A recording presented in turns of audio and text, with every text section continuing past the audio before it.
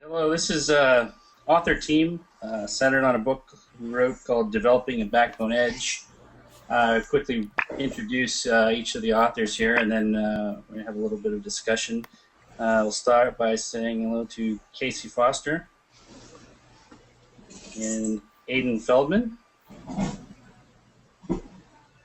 and Dave Tong. Hi. Tim Branyan there somewhere. And Phil Frio, who wasn't with us at the moment. So anyway, I think we just open up the discussion, talking a little bit about, our goal with this book, and a little bit about the audience and how we wanted to create this hubbub application, which is a kind of a GitHub issue tracker. And the goal was to kind of cover all the main strengths and points of Backbone and using Backbone.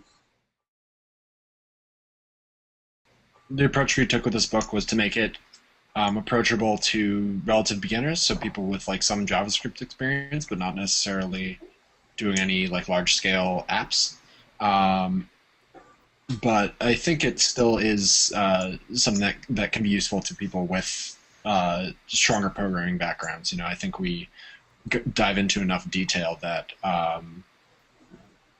it'll remain interesting to people with more technical experience, but that it's still accessible to relative beginners. And we expected them to know some jQuery.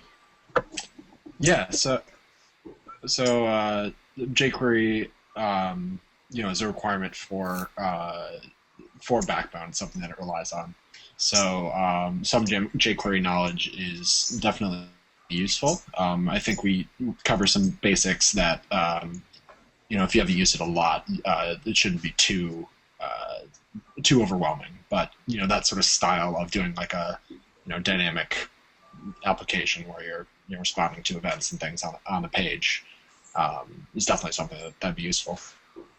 So we were looking at what example application we could build for the book, and we decided not to do a to-do application. There are loads of those online, and they are useful, but we wanted to do something with a real API, and which could potentially be useful. So we're doing a GitHub issue tracker where you can pull in issues from loads of different repos, and then do some basic organizing and filtering of those. And so kind of in building the app, we cover all the different parts of Backbone.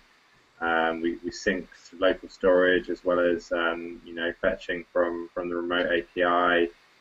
We've got views set up, custom events. We've got collections, and models with custom methods. So we cover the whole, all the parts of Backbone are covered in the app, and we try and explain and build the app as you go through the book. As we were coming up with the app, it was also interesting, talking it over that, we said, this would be really great to add because, it can demonstrate subclassing, or, it can demonstrate overriding, saving local storage, where it can demonstrate, doing sort of custom persistence, so that was useful in, I think, both informing us, and sort of what this app should be in terms of what parts of Backbone need to be covered, and I think we're pretty successful in that. But then also okay, what are some things that we want to demonstrate that we can add a feature modal dialogues or something like that. Where it goes both ways. Yeah, and I think it was something you wanted users to be able to jump in and start using right away, so not having some elaborate back end or something. Mm-hmm. Yeah, there's no extra dependencies really. No database, no server that you have to set up. You can just clone the repo on your desktop and run it, and open the file basically. That's all you need.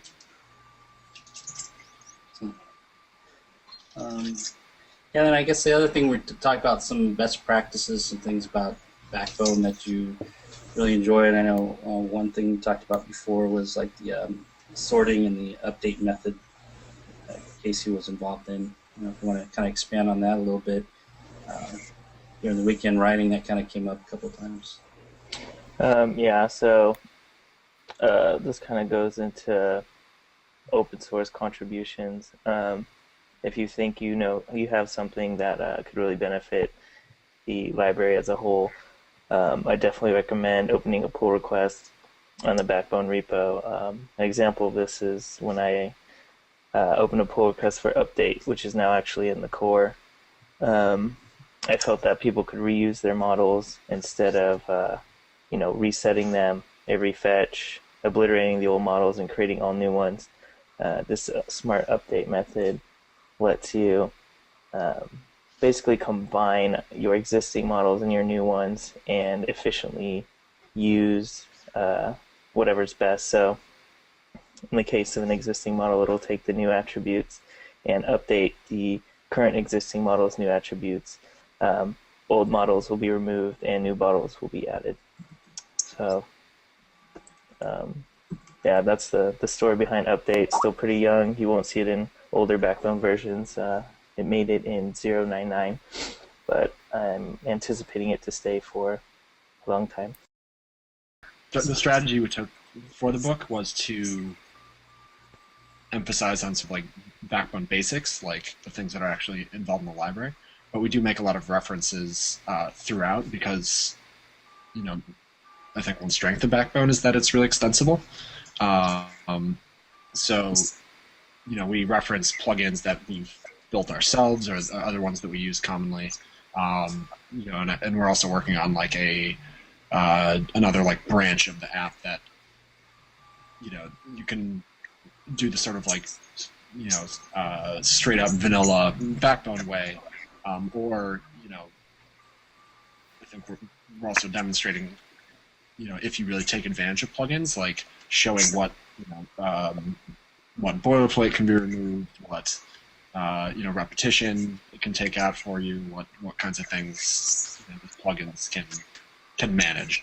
So sort of showing that full spectrum of, okay, here's the basic case, but then also like as you're doing larger and larger apps, like these are the kinds of things that'll come into play and that you might want to consider.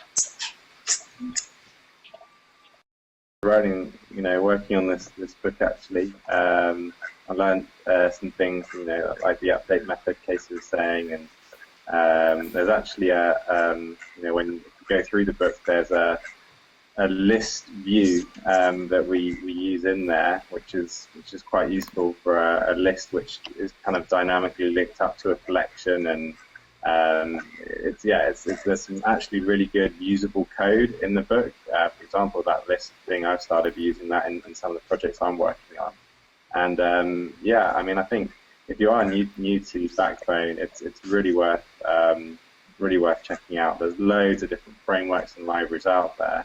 We don't spend that much time in the book talking about other libraries, but I think one of the things about Backbone, like Aidan was saying, is that it's got a massive community. There's loads of good plugins. If there's something you think's missing in Backbone, the likelihood is someone will have implemented it as a plugin somewhere. And it's really, for me, when I was in your typical mess of jQuery code, and Backbone really does help you organize that into something maintainable, and so you can get on with developing your applications rather than massive mess of code spread over all these different files. But with Backbone, it does, it's a bit of a cliche, but it does bring structure to your apps. So yeah, it's definitely worth checking out. Cool. I guess, and one last thing, we put testing kind of up early in the book, and it seemed like that was a big part too of wanting to use testing throughout the chapters. That's something. Yeah, very good. I think a lot of testing isn't something that's really in the past has been really like strongly encouraged for front end developers, or it's not something that's sort of in the DNA. As opposed to some server-side communities where it's more commonplace. So with the book, assuming that people are coming in with some level of JavaScript and jQuery, but most likely without testing experience, automated testing experience. Doing introduction there and introduction with version control, are both sort of things that aren't Backbone specific, aren't front-end web development specific really, but are just sort of good practices and something that we think at this point, if you're not doing those things already, it's really time. I think that's wrap. But thank you all very much for the great work and get this book out there. Thanks. Yeah, thank you.